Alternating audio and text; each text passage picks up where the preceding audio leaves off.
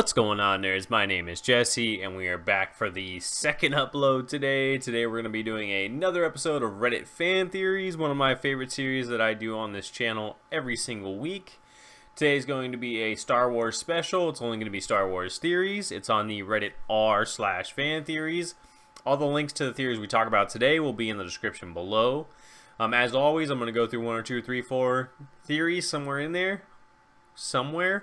And talk about them, kind of talk about, do they fit, do they work, is there a better theory that covers this theory, does it fit the source material, all those things will be considered, and we will talk about these theories. So, I scour through the Reddit fan theories, r/fan theories, and I am trying to find the best theories that fit this schema, so it means a lot to me if you guys will leave a like on the video, because it does take me quite a while to go through and find the stuff that I want to talk about. Alright, let's jump into it. The first theory here that we're going to talk about today, this theory says Han Solo used the same hyperspace trick to be Deus Ex Machina at the end of A New Hope as he did to get to Starkiller Base in The Force Awakens. 929 points. If you're not familiar with the point system on Reddit, 1 point equals 1 like, so essentially 929 likes. Okay, all that stuff is out of the way. Let's talk about this theory here. First, if you're not familiar with Deus Ex Machina, that means the pen or hand of the machine. Pen of the machine. It basically means a MacGuffin, something that is used to get you out of a situation that just comes out of nowhere and is completely unfathomable, stuff like that. Okay, like the Eagles in Lord of the Rings is a Deus Ex Machina. Okay, let's talk about this here. What this guy is saying is, if you remember back in Force Awakens, when we go to get into Starkiller Base with the Millennium Falcon, we're going through hyperspace and we're going to cut through the shield of Starkiller Base with the Millennium Falcon going hyper speed because it's the only way to get through the shield, because the shield has a refractional refresh rate and it has just enough to where you can get through the shield if you're going at extremely high speeds, and then you pop out, right? So this guy's saying is, you know how Han Solo comes out of nowhere to save Luke when Darth Vader's behind him and his TIE Fighter sorry about that. In his TIE Fighter, and then he shows up out of nowhere. So basically what he's saying is, to get the drop on Darth Vader, he uses that same trick by using hyperspeed to get up behind him and come out of hyperspeed right on top of the Death Star. This is actually a really good point here. It'd be too dangerous to get into the trench, so he goes right on top of the Death Star. This makes sense. Why isn't he in the trench with him? How does he show up there out of nowhere and nobody knows that somebody's behind him? How come none of the guns are shooting at him? This is a great way to take something that is in the film, supported by the source material, happens in a later film, and linking them together. I think this will work very well, and I think that this is a good explanation for how Han gets behind Darth Vader. Moving on to the second theory today, 548 points. This one says Finn was a janitor on Starkiller Base when he was a teenager or child. This is actually a great explanation for something that happens in Force Awakens. So when Finn is at the very beginning of the movie, when we're there with Max von Sydow, and this is basically Finn's first mission as a stormtrooper, right? And that's why he has the emotional conflict of not killing the village people. So how is this his first mission if he was also working as a janitor on Starkiller Base? How do you go from janitor to stormtrooper? So this theory says that he was working on Starkiller Base when he was like a teenager, right? Because they're not clones. You can't hype up their aging process, right? And they need to train. So maybe at the same time as he's training, he's also working at Starkiller Base as a janitor.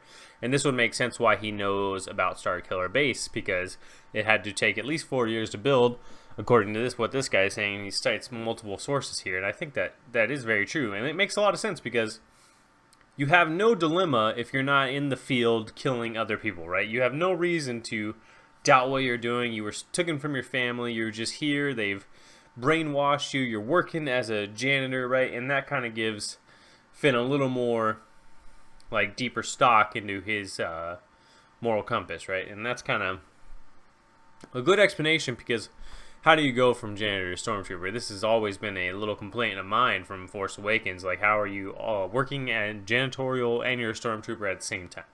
So this is a good explanation. Totally works, fits the source material, the whole nine.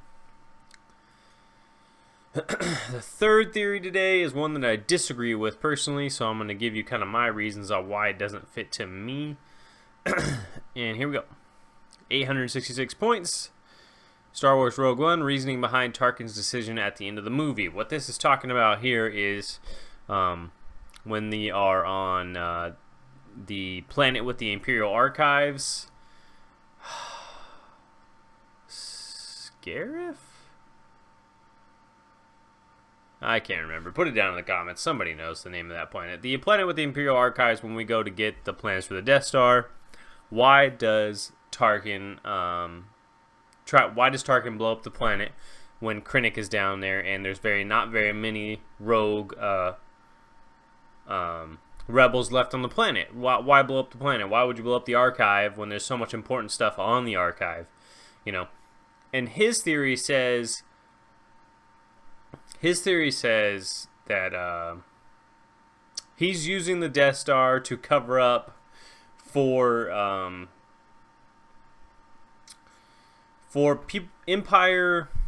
Okay, so everybody else doesn't know that the Empire has the Death Star, right? The only people who know are the rebels and the Empire. So all the people that are on the other planets might think that they're weak if they let the rebels come out and go on to the Imperial Archives, take something and leave, right? So he's saying that if they blow up the planet, they can cover it up as another kind of mining accident like they do with Jedi and kind of do a similar thing here. I disagree with this personally. I think the reason he blows up the planet is because, one, he thinks that they're going to get Death Star plans off the planet, and he thinks if he blows it up, then they can't get them off, right? You blow up the Imperial Archive, there's no way for them to teleport it up, but they get it just in time. Number two, he hates Krennic. He wants to get rid of Admiral Krennic. He doesn't want him to be a part of this. This is his Death Star now, and he's just a hindrance at this point. So it's not a big deal to take him out, and this is a great way to take him out. Hey, I had to get rid of the Rebel Alliance. I had to take care of them. They're going to get Death Star plans. So that is why he blows up the Imperial Archive, not because he's trying to cover up for the Empire. And our last theory today, 333 points. This is a newer theory. It's about the Last Jedi. This one says, the balance of the Force no longer means the complete removal of the Sith, but a middle path between Jedi and Sith, gray Jedi. So in Clone Wars, the TV show, it's on Netflix. It's a great watch. You should definitely go see it. And then also the sequel to this show, Star Wars Rebels, we see Ahsoka Tano in both series. Ahsoka Tano is a apprentice to Anakin in the Clone Wars, and then she's her own person in Rebels. And in Rebels, we see her with a white lightsaber, and that signifies that she's a gray Jedi. She's in between the dark and the light, and she's not going to fight either side. She just became balanced in the Force. So what this guy is saying is, when you look at the poster, you got Luke and Kylo and Rey in between, right?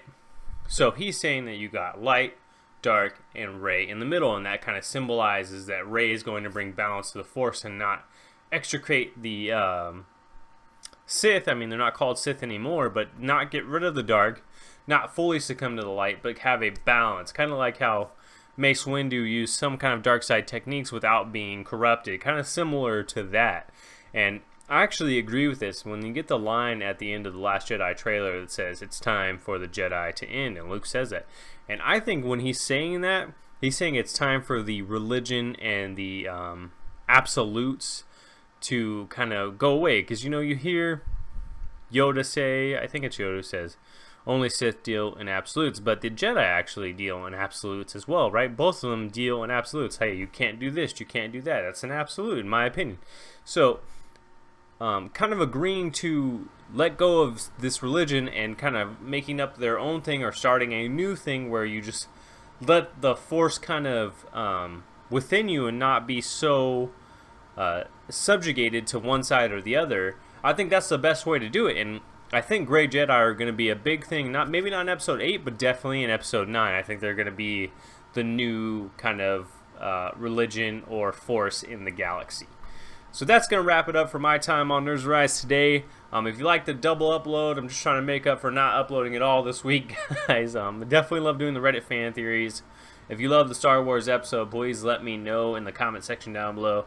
Follow the Nerds Rise crew on Twitter and on get our Facebook page as well. Links in the description for the fan theories that we talked about today. And I will catch you guys on the flip side. Later.